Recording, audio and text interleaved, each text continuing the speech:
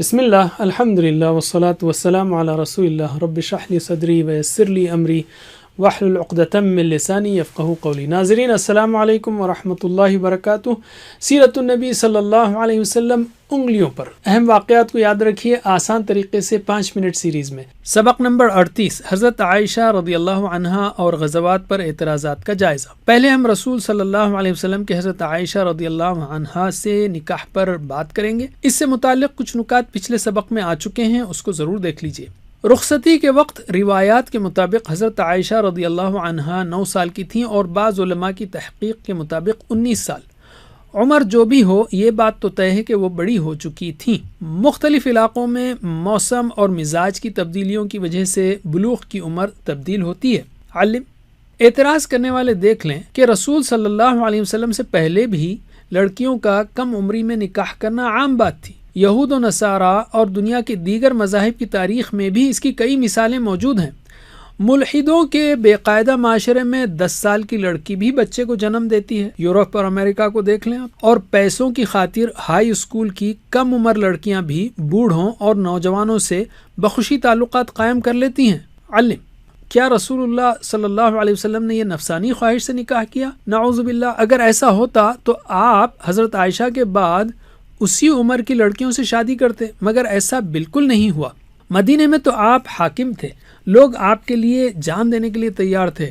اگر آپ چاہتے تو مزید کنواری لڑکیوں سے نکاح کر لیتے۔ زندگی کے آخری 3 سال میں تو تقریباً سارا عرب آپ کے تحت آ گیا تھا۔ آپ کی طاقت، اثر و رسوخ اس وقت تو عروج پر تھا۔ اس وقت آپ نے کوئی نکاح کیوں نہیں کیا؟ علم باہر سے کوئی اعتراض نہیں، یعنی آپ کے دشمنوں نے آپ کو شاعر، کاہن، مجنون اور جادوگر کہا، مگر کسی نے بھی آپ کے حضرت عائشہ سے نکاح پر کچھ نہیں کہا، اس لیے کہ اس دور میں یہ کوئی نئی بات نہیں تھی۔ یہ اعتراض تقریباً 150 سال پہلے مستشرقین نے اسلام دشمنی میں شروع کیا، ورنہ خود یورپ اور مسیحی تاریخ میں بھی یہ بات عام تھی۔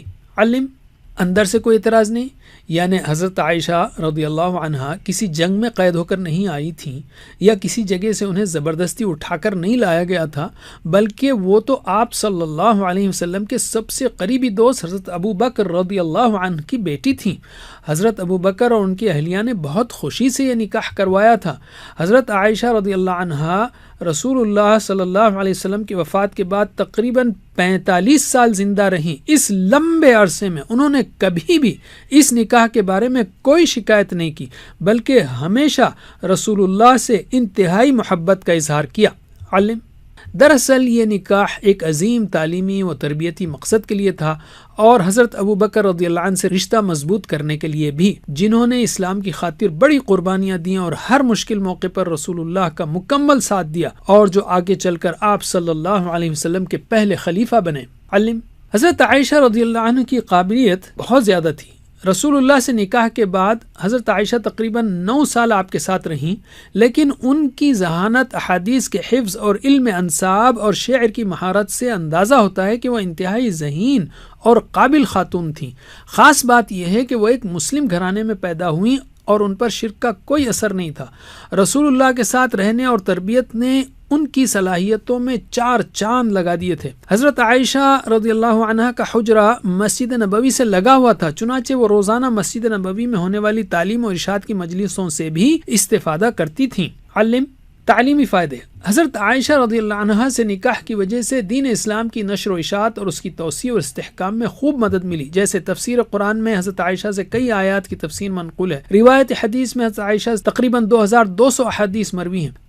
دیگر امہات المومنین کی طرح حضرت عائشہ رضی اللہ عنہا نے براہ راست رسول اللہ سے دین کے مسائل کا اور خاص طور پر خواتین کے مخصوص مسائل کا علم حاصل کیا اور امت تک انہیں پہنچایا۔ صحابہ و صحابیات میں حضرت عائشہ کا خاص مقام تھا، وہ تعلیم و تربیت کی مجلسیں رکھتی اور مرد و خواتین مختلف مسائل کے حل کے لیے ان کے پاس آتے تھے، اور رسول اللہ کی وفات کے بعد تقریباً 45 سال تک یہ سلسلہ رہا، اور امت کو ان سے جو عظیم فائدہ پہنچا اس کی کوئی مثال نہیں ملتی۔ علم حضرت عائشہ رضی اللہ عنہ نے بے شک بڑی قربانی دی ہے کہ رسول اللہ کے ساتھ انہوں نے صرف 9 سال گزارے اور پھر تقریباً 45 سال وہ باحیات رہیں، مگر ان کی تعلیم و تربیت کے نتیجے میں لاکھوں کروڑوں مسلمان ہر دور میں فائدہ اٹھاتے رہے ہیں۔ جس کی نگاہوں میں دنیاوی زندگی ہی سب کچھ ہے اسے یہ سمجھنا مشکل ہوگا، لیکن جس کے سامنے آخرت ہے وہ جانتا ہے کہ حضرت عائشہ رضی اللہ عنہا کو ان کی قربانیوں کا ہمیشہ ہمیشہ کے لیے جنت میں بہترین انعام ملے گا۔ سینکڑوں فوجی ملک کی حفاظت کے لیے قربانیاں دیتے ہیں، لاکھوں عیسائی راہبات یعنی ننس اور دیوداسیاں ان کی اپنی روایات کے مطابق ان کے دین کے لیے قربانی دیتی ہیں، تو یہاں حضرت عائشہ کی قربانی پر اتنا شور کیوں؟ علم۔ غزوات پر اعتراضات۔ غزوات کیوں ہوئے؟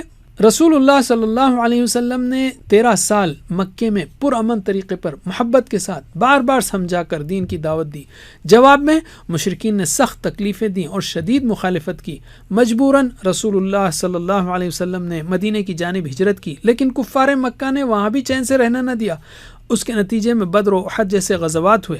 علم۔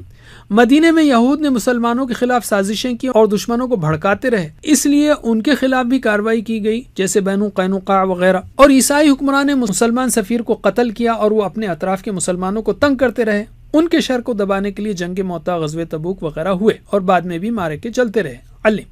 چونکہ یہ غزوات مال و دولت یا اقتدار کے لیے نہیں تھے، بلکہ اس لیے ہوئے تاکہ لوگوں کو اللہ کے دین پر عمل کرنے میں رکاوٹ نہ ہو، چنانچہ ان غزوات میں انسانیت و اخلاقیات کا بھرپور لحاظ رکھا گیا۔ مثلا ان سب چیزوں سے منع کیا گیا: غفلت میں حملہ کرنا، آگ میں جلانا، باندھ کر نشانہ لگا کر قتل کرنا، لوٹ مار کرنا، تباہ کاری کرنا، بد نظمی، انتشار کرنا، مسلح کرنا، قیدی کو یا سفیر کو قتل کرنا، بد عہدی کرنا وغیرہ۔